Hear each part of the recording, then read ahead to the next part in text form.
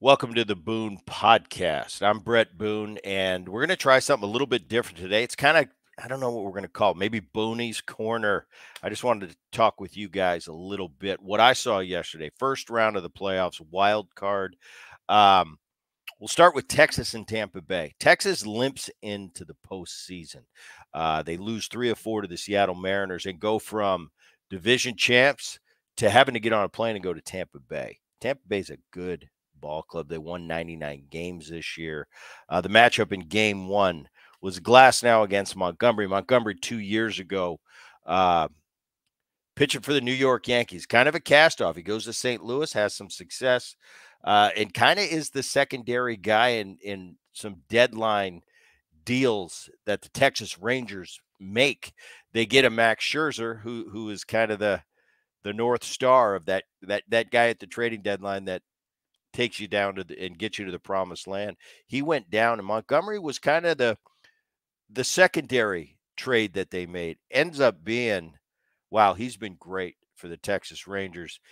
He was a starter for game one. He goes 7 innings, gives up 0 runs. Texas rolls in kind of a laugher, 4-0, but it was more than Montgomery. The positive things I saw about Texas, Aroldis Chapman, who can come in and be absolutely dominating, as we've seen with his great career, but at this stage of his career has the ability to implode as well. Yesterday, he pitched a clean 8th inning, looked dominant. Leclerc closed it out for the Texas Rangers. On the other side, Tampa Bay, they kind of imploded. Glass now went out, gave up three runs in 5 innings, but it wasn't that. They made 4 errors.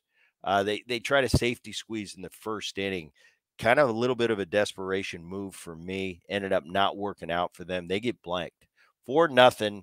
It's going to be really tough for that Tampa Bay team tonight. It's going to be Evalde against Eflin. I like the way Texas.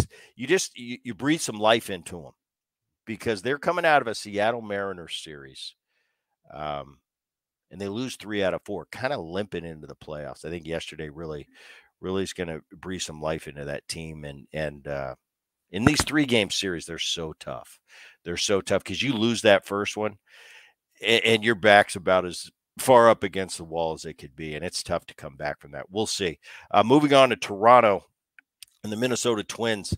I like the Twins in this. They pitch so well. They've kind of been an under the radar team. Toronto's got that explosive offense, wasn't that explosive. And surprisingly, Toronto's pitching is what carried them this year. They match up yesterday. Gosman, Cy Young candidate against Lopez, Cy Young candidate.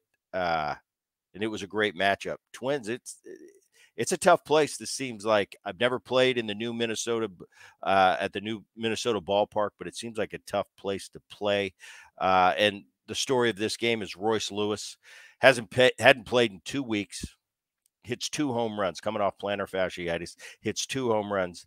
Twins end up winning that game 3-1. Lopez does a great job. Bullpen comes in, seals the deal. Game 2, it's a tough one. It's Berrios going for the Toronto Blue Jays, who's had a great year, 3.65 ERA against Sonny Gray, another Cy Young candidate. He comes in with a 2.79 ERA. Really going to be tough for Toronto. Once again, you talk about those 3-game series. It's different. You got 5-game series. You lose game 1, thinking, all right, we can regroup here. They got to beat us 3 times. When they only have to beat you 1, you're 1 game from elimination, especially Toronto Blue Jays being on the road in Minnesota. This is going to be really tough, and I'd be surprised if Toronto comes back and takes this series, but that's why we play them. We'll see. Moving on to game 3, number 6 seed Arizona coming in with only 84 wins against the number 3 seed Brewers. I saw this as the most obvious Brewers win. And, of course, it goes the other way. Arizona ends up winning the game 6-3. They've got the Brewers have Burns, their ace on the hill. He ends up only going 4 innings, giving up 4 earnings. And against a young Fought, who ends up only pitching 2 2/3, giving up 3.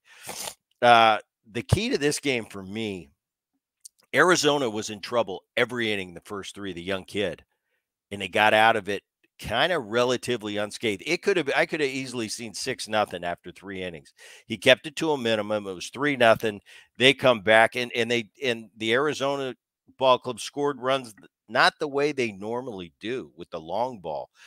Carroll hits a 2-run homer. Uh, and then Marte follows that up. They go back to back. It's 3-3. Moreno hits a solo homer, and Arizona adds 2 runs in the ninth to win game one 6-3. Um, Today, once again, the Brewers, undecided who's on the mound today, probably decided by now, but they're going to go up against Gallen. So it went from a series for me where Arizona pretty much had no chance to they're in the driver's seat. They got their ace on the mound today. It's going to be tough for the Brewers. They got the home field advantage, but Arizona with that win yesterday that nobody expected, I expect Arizona to take this series. Now, moving on to the final game, Miami and Philly. And I watched this game late last night. I'll tell you what, we talk about home field advantage, and yes, depending on the city, it's definitely an advantage. I don't see a bigger advantage than the city of Philadelphia.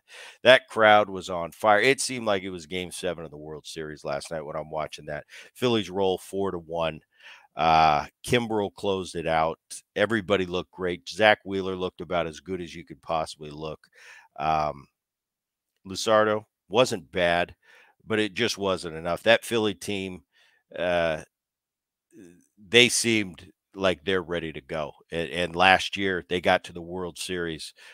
They want to make amends with that. They want to win a World Series. That city's lit up. I don't see out of the 4 series going on right now.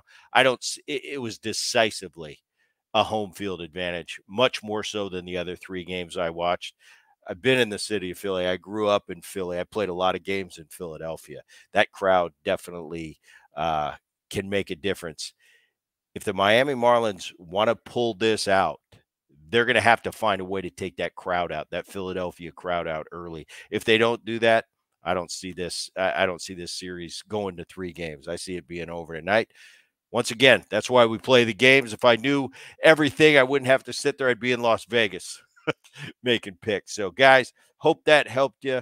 Looking forward to these 4 games on the slate today, and we'll see you next time. Thanks for tuning in. Boone Podcast.